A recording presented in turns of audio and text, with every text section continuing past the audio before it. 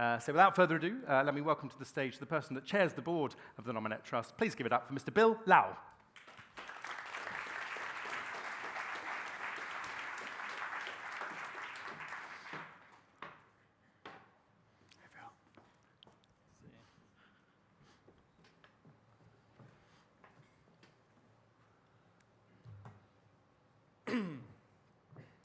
We at Nominet Trust are proud to be headline sponsor of the Digital Agenda Impact Awards for a second year, joined this year by our friends at Berenberg. Hats off to Julian and his team for making it all happen, and congratulations to all the brilliant ventures shortlisted for awards. We're backing this initiative because it supports our mission to transform lives with tech. At Nominet Trust, we work in three ways. We lead a conversation about socially motivated tech, we enable the growth of social tech, and we invest in social tech. Some of you joined us to spark that conversation in November when we celebrated 5 years of the NT100, our global campaign that champions pioneers using tech to transform lives for the better. We're going to show a short film that gives a snapshot of some of the inspiring NT100 initiatives we've featured, and you might recognise some of them.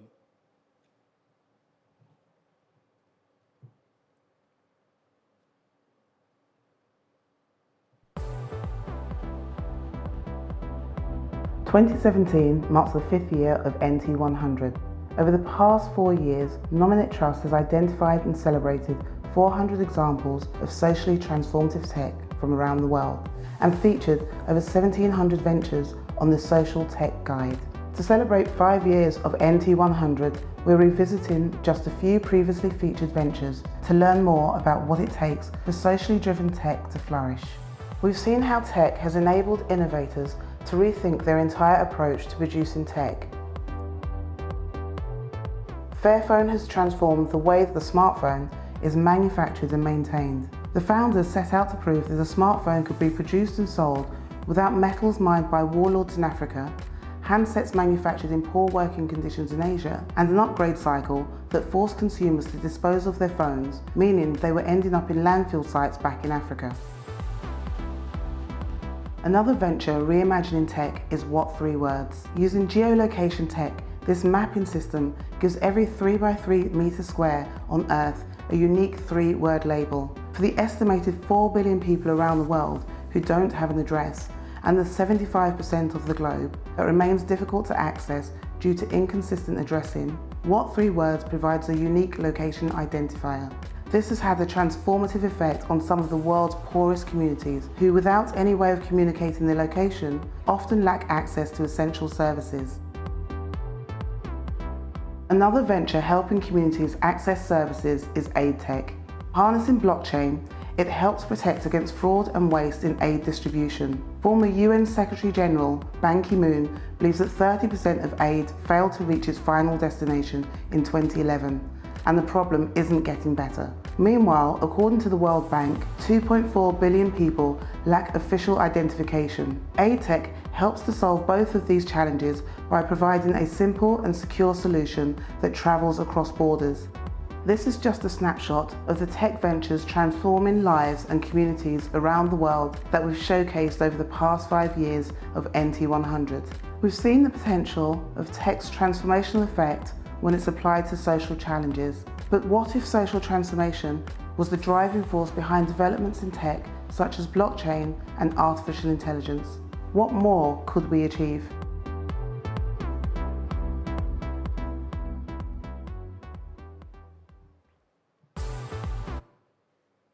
So as part of our celebration, we've shared our insights and trends with a new report, which you've all received.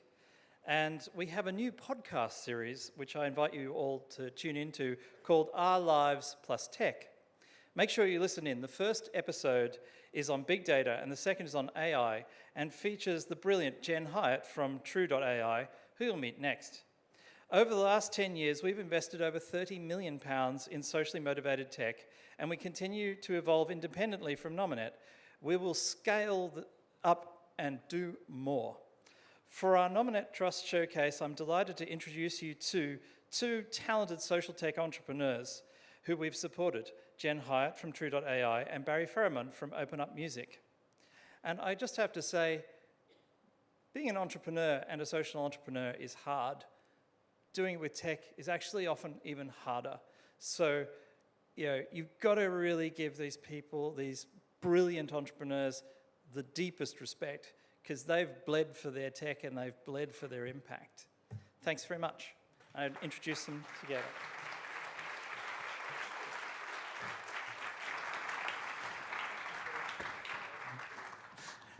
Barry, welcome. Hello. Come and please have a seat. Jen, hello. Let me just remind you, and Bill gave us a clue there. Thank you very much, Bill, by the way. But who are we looking at? We're looking at Barry Ferriman from Open Up Music and also Jen Hyatt from True, TROO Life Coach. Let's give them another round of applause just to say thank you for coming, both. Jen, I think of you as a serial entrepreneur, by the way, because this is not your first social endeavor. Tell us about this one, though. What's True Life Coach all about? It's actually True.ai. True.ai, yeah. Yeah, it started as True Life Coach, which is a prototype. It's basically perfecting conversational AI for human benefit. So we're doing everything from literally putting the voice into wheelchairs to working with a major telecoms company to help younger people manage work-life balance. We're working with people who have lived through trauma, survivors of trauma. And before I go any further, I have to say, can we have a call out for women in tech? Yeah. Excellent. So that is True.ai. And just paint us a little bit more of a picture of one of the examples that you're proud of, just so we can see how it's come to life and whose life it's changing today out there. Okay, so we're working with a Swedish-based company that builds smart wheelchairs, and the conversational AI platform we use, where we really use AI not in the term of artificial intelligence, but the A for us stands for augmented, so really adding to the individual, and it also stands for authentic, so remaining under the control of the individual. So what we're doing is actually putting our platform into wheelchairs so people can engage on a whole library of conversations of interest to them, everything from how to relieve pressure sores in their wheelchairs to how to have a good day out in their local environment. Yeah, phenomenal. Barry, tell us a little bit about what you're doing with music. Sure. Okay. So I feel like a Bond baddie in this. I know. I was going to say that or The Voice. I thought you could have started the other way around. So Open Up Music exists to empower young disabled people so that they can become active members of orchestras. A few years ago, we established the UK's first 3 special school orchestras through our Open Orchestras programme. There are going to be over 50 of them from this September. And we're just about to launch the world's first disabled-led national youth orchestra as well, called the National Open Youth Orchestra. Excellent. That is in the pipeline. How phenomenal is that? And I think we've got a very short clip just to give us a sense of what that might be.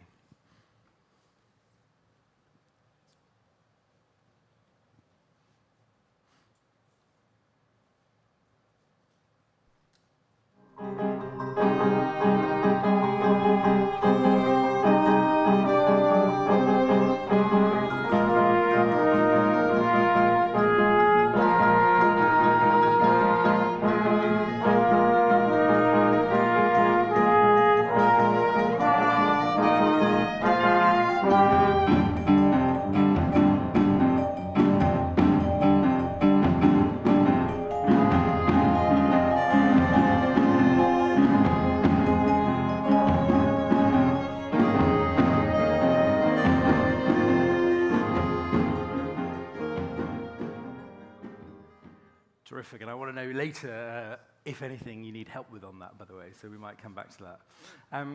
When people look at an orchestra, they think, well, I'm not sure how high or low tech that is. Where does the technology weave into what you're doing? Well, I mean, when you look at an orchestra, you are looking at a dizzying array of technology. You know, it's a violin is an incredible piece of technology. A piano is an amazing piece of technology. Yeah. And the instrument that we've created with the support of the Nominet Trust, called the Clarion, is just another extension of that long heritage of technical innovation. So the Clarion is a musical instrument, a digital musical instrument that you can play with any part of your body, including your eyes. And in that clip, you could see that there were a couple of young musicians who were interacting with that instrument using just their the location of their eyes on the screen. Yeah, phenomenal. Now, Barry, I have it on good authority that you have another life. You are one of the characters in The Archers. Now, which is sort of less VR, more UR, I think. But that is true. that's another matter. I'm sure you've heard them all. But how do you manage to do these things alongside each other then? Ooh, I gobble up a lot of my holiday speaking on the radio. No, it's a challenge, but it's a wonderful challenge. But given your producers and editors aren't listening, you see this as your main thing. What, this? Yeah. Yes. Yeah. This is certainly the thing that soaks up most of my time. Amazing. Is the National Open Youth Amazing. Orchestra. And ask you both, was there a sort of spark of inspiration, a time when you thought, with this current endeavour, you thought, I have to do this, I want to do this? Was it a spark, or was it a little more gradual? The first prototype for me is really simple, looking out of the window at my home, watching my daughter and a bunch of friends all quite distressed around something, which was a suicide in their school, actually, and thinking that they were, when they moved away from that environment being together, they were all trying to live through that experience and didn't have somewhere on a regular space to go and talk, and they weren't using social media well. And I thought, I have to create something where young people can go and talk as and when they need to and get a reasonable response at scale, which is why we moved to conversational AI.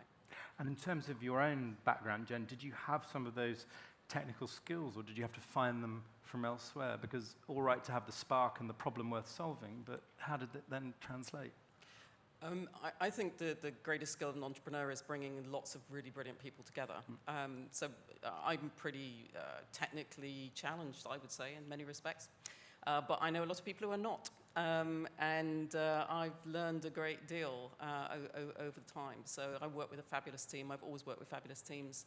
And I think if you have a really clear vision that you can articulate together, a fundamental principle, and I think this is something that Nominet Trust really, really gets profoundly. A fundamental principle of our work is co-creation. Yeah. So we always build things around people and around their needs, their wants, and how they're going to utilize tech. Yeah. We don't just sit in a little space and dream things up. It's fundamental engagement with the people it's for. Yeah, I was going to say, actually, aside from writing the occasional check, is there other support, Barry, that you get from someone like a Nominet? What else goes in the mix? We've had a huge amount of support. Because as we've scaled our organisation and the impact, of course, there's a lot of heavy lifting that goes along with that. There's a lot of kind of organisational development, business development that goes into it to enable it to reach its potential. And Nominet Trust have been fantastic in providing all of those different strands of support. Also, a friend at the other end of the phone that you can pick up the phone to and run through many of the challenges that you will inevitably encounter on the journey. But it's a real challenge, and you need a friend like that. And what would you say, just amongst friends, what has that biggest challenge been, if you could think of a very specific thing that you know you've had to overcome? The biggest challenge that we've had to overcome, it feels like a daily a daily dose of challenge. The work that we're doing is so ambitious, and I think one of the biggest challenges is tempering people's expectations. Now, the young people that we work with suffer from endemic low expectation of what they're able to achieve if they're given the right resources and they're given the right support. Demonstrably, they've shown that they can achieve to the very highest standard. But of course, where they are is way out in front, and we have to bring the whole of our sector with us. Yeah. And so at the same time we're raising people's expectations, we're also trying to manage people's expectations, and that's quite a challenge. Okay, so presumably some quite frustrating meetings, conversations in the mix. It can be, because, and I imagine this is something that's also quite common for everyone, we're dealing with systemic change, and systemic change doesn't come quick. And just give us a sense, you talk about the ambition, just give us a sense of where this could go if everything happened as you hope for Open Up Music. What would we be looking at in a few years' time? Well, quite often I come back to this word normal, and people say, well, what is normal anyway? Well, of course, normal is something that is expected.